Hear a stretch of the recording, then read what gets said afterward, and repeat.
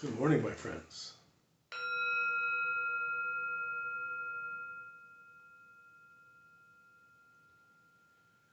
I would ask you to take a nice deep breath in and make the ah sound. Ah.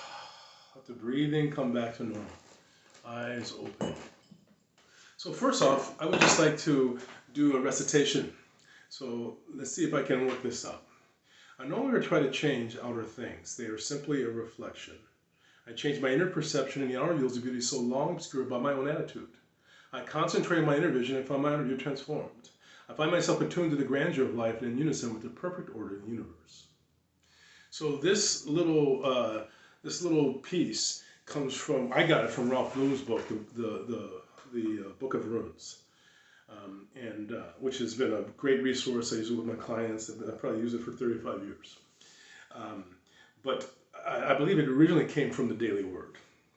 But my point is, it's important for us to glean different tools that can help us connect to where we really want to go and to our own power in the process. If we're reactive, we're not in our power.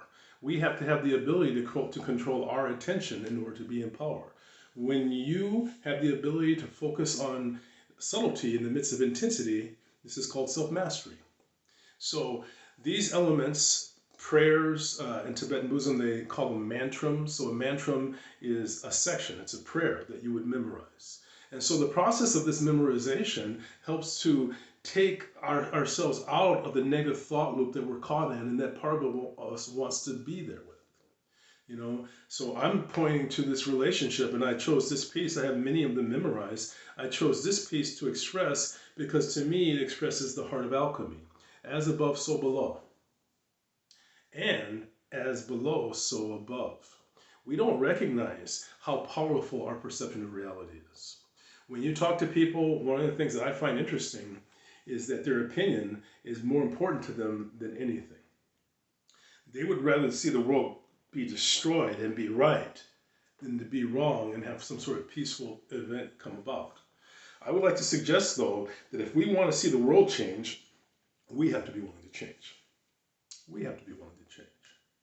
You can't expect others to do what you are not willing to do.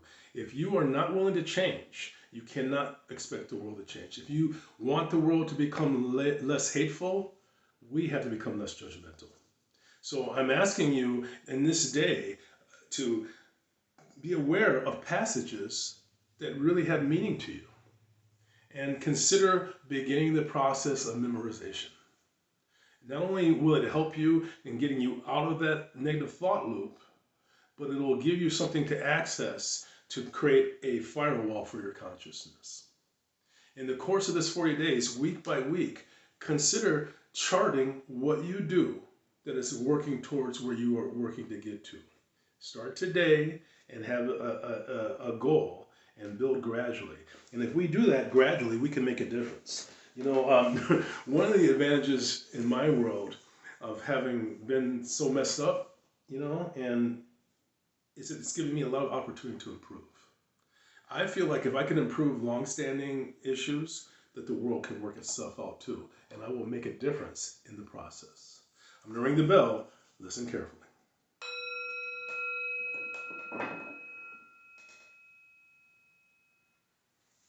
I'm going to bring my hands into prayer position, and I bow to you.